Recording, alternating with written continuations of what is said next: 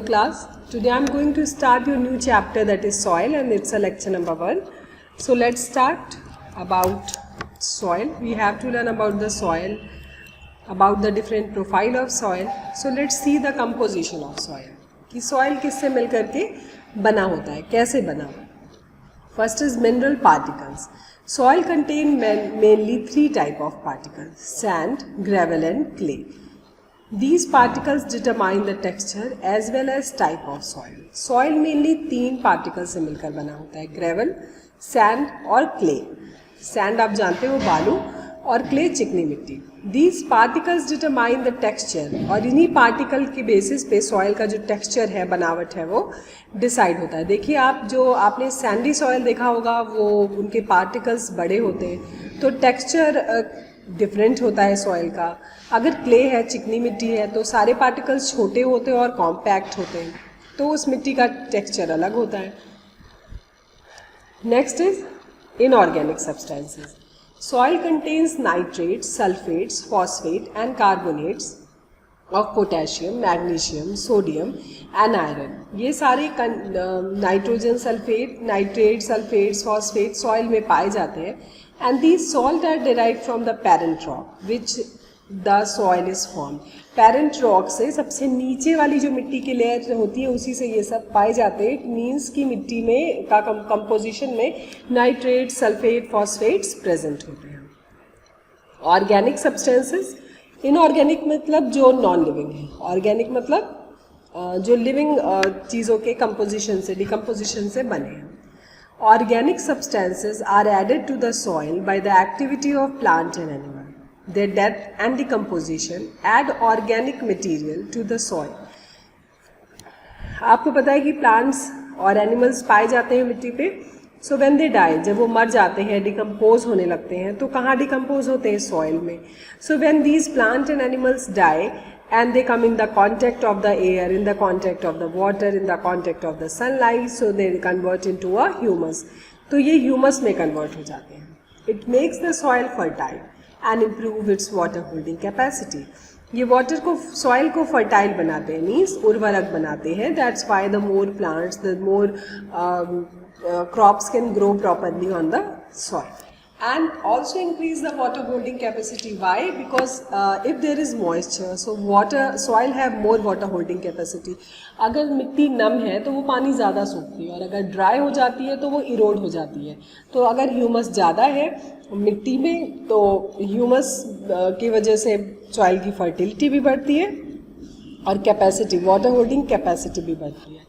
It also encourages the growth of useful microbes in the soil. Why? Because all the nutrients are present, water is present. तो जो छोटे छोटे microbes हैं वो भी आसानी से इनमें survive कर लेते हैं. Next is water. All type of soil generally contain water in the spaces present between the soil particle. Water is needed for plant growth. The type of soil determines its water holding capacity or the amount of water contained in that type of soil.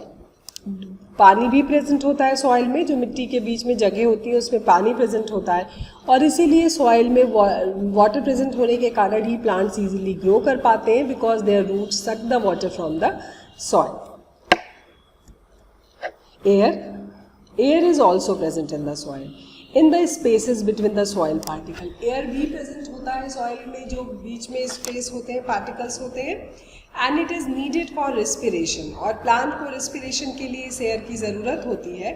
As well as इसके साथ साथ जो living organism मिट्टी में पाए जाते हैं, they also need air for the respiration. उन्हें भी अलाइव रहने के लिए, रिस्पायर करने के लिए ज़रूरत होती है एयर की. तो मिट्टी इन सारी चीज़ों से मिलकर बना है. That air is present, water is present, inorganic substances, organic substances, minerals, these all are present in the soil, और इन्हीं सब, ये सब सॉइल के कंपोजिशन होते हैं. Next is soil profile. अब देखो सॉइल के कई सारे लेयर होते हैं. ये देखो सबसे ऊपर का जो लेयर होता है जहाँ पे प्लांट्स ग्रो करते हैं, इसे कहते हैं हॉरिजोन ए या टॉप सॉइल. टॉप क्यों? क्योंकि सबसे ऊपर है, यहीं पे प्लांट्स के लीव्स गिरते हैं, सूख के पत्तियाँ गिरती हैं, फूल गिरते हैं, स्टेम गिरते हैं.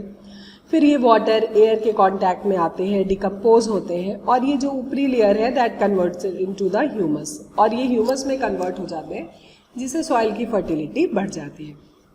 अब जब बारिश होता है तो पानी इस पूरे हॉरिजोन ए से होता हुआ दूसरे वाले जोन में आता है जिसे हॉरिजोन बी या सब सॉइल कहते हैं। तो ये पानी यहाँ से आता है, फिल्टर हो जाता है और यहाँ पे कलेक्ट हो जाता है और इसे ही वाटर लेवल कहते हैं। अर्थ के नीचे जितना पानी है इसे वाटर टेबल कहते हैं। उसके नीचे आइए हॉरिजोन सी है जिससे मिट्टी बना हुआ है। वेदर रेड रॉक, जो रेड रॉक है, चट्टाने हैं, यही जब वेदरिंग होता है, मतलब बहुत सा सॉइल प्रिपरेशन एक दिन का काम नहीं है, बहुत सालों में बना कि जब वेदरिंग हुआ, चट्टाने टूटी, बिजली चमके, कैलामिटीज़ आई, तो धीरे धीरे वो कन्वर्ट होकर के किस में कन्वर्ट हो गए? सॉइल में। तो जो पार्टिकल्स बड़े हैं वो नीचे ही हैं, इसे हॉरिजोन सी कहते हैं। और सबसे नीचे चट्टाने हैं जिसे कहते हैं रॉक्स हैं, रॉक के टुकड़े हैं, that is known as horizon D. तो चलिए पढ़ते हैं solid profile. A side view of the vertical section cut through the soil to the underlying soil, through the soil to the underlying soil rock shows a profile. ये जो different layer of soil है उसे जो figure में दिख रहा है इसे सॉइल प्रोफाइल कहते हैं।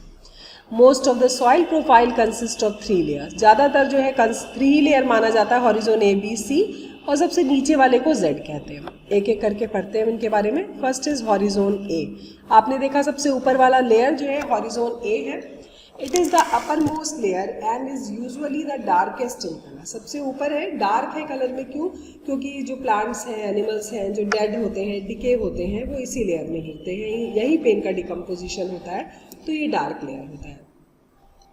It contain a lot of humus, और बहुत सारा ह्यूमस इसमें प्रेजेंट होता है। Humus makes the soil fertile, और इसी ह्यूमस नमी के कारण ही जो सॉइल है उसकी फर्टिलिटी ज़्यादा होती है, जिससे कि क्रॉप्स हैं, हर्ब्स हैं, श्रब्स हैं, ट्रीज हैं, they are able to grow into the horizon A. Many living microorganisms are also seen in this layer. So many living microorganisms भी इसमें पाए जाते हैं, are present into the soil.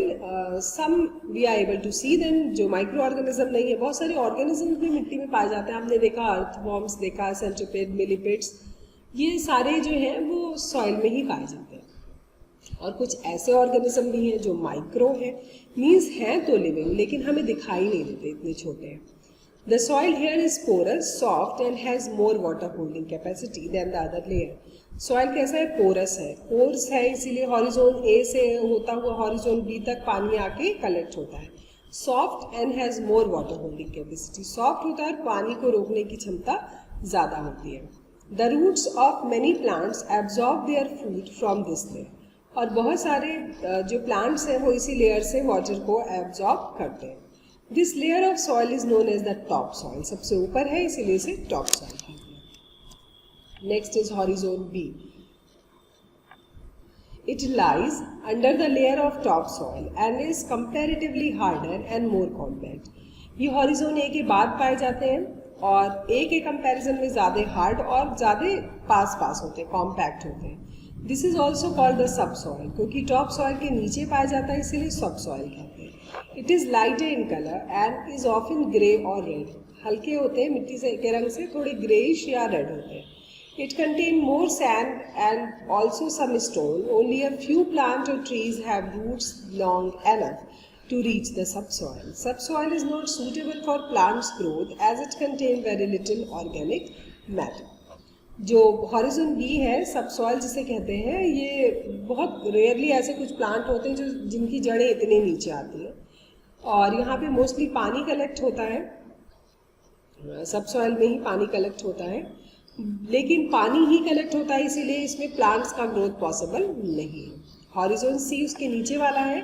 It is the lowermost part of the soil and lies beneath the subsoil. Beneath means horizon B के नीचे। It is made of stone and rock. ये stone और rock से मिलके बने होते हैं। It contains no organic matter. इनमें कोई organic matter नहीं होता, ना plants होते हैं, ना animals होते हैं, कोई भी organic matter, ना humus present होता है। इनमें से छोटे छोटे रॉक के टुकड़े होते हैं। However, mineral are found in this layer. लेकिन मिनरल जो आपने पढ़ा शुरुआत में कि नाइट्रेट, फॉस्फेट, सल्फेट, ये सारे मिनरल हॉरिजोन सी में पाए जाते हैं। Beneath this layer lies solid rock called bed rock, और इसके नीचे बेड रॉक पाया जाता है जिसे पेरेंट रॉक भी कहते हैं, जो रॉक्स थोड़े बड़े होते हैं और वहाँ पे ना वाटर होता है, ना ऑर्गेनिक, ना इनऑर्गेनिक सब्सटेंसेस पाए जाते हैं। Next is type of soil. अब सॉइल कितने तरह के होते हैं? So first is sandy soil. आप सबने रेत देखा है, सैंड देखा है। This contain more than 60% sand along with some clay. The water holding capacity of sandy soil is very poor. Water holding capacity बहुत खराब होती है, पानी को रोक के रखते नहीं है ये। जैसे आप बालू में पानी डालिए तो पानी कलेक्ट होकर किनारे हो जाता है, अलग हो जाता है। This is there is a lot of air present in this type of soil. क्यों? क्योंकि सैंड के जो पार्टिकल्स होते हैं, टुकड़े होते हैं, बड़े होते हैं, इसीलिए इनके बीच में स्पेसेस ज़्यादा होता है और दैट्स वाई बहुत सारा एयर इनमें एंटर करता है। This type of soil is not suited for the growth of plant as it does not retain water of humus in it and is poor nutrient. इनमें न पानी रुकता है, जब पानी नहीं रुकता है तो न्यूट्रिएंट्स भी नहीं होते, ह्यूमस भी नहीं होता, इसीलिए प्लांट्स के ग्रोथ के लिए बिल्कुल भी अच्छे नहीं हैं। Usually gram, barley, jowar and maize are grown in sandy soil as range crops. बहुत ही कम फसलें इनमें उगती हैं, जैसे कि चना है, बार्ली है, ज्वार है, मक्का है, जिन्हें कम पानी की ज़रूरत होती है, वही सैंडी सॉइल में ग्रो कर पाते हैं। Next is clay soil. चिकनी मिट्टी आपने सुना है, क्ले।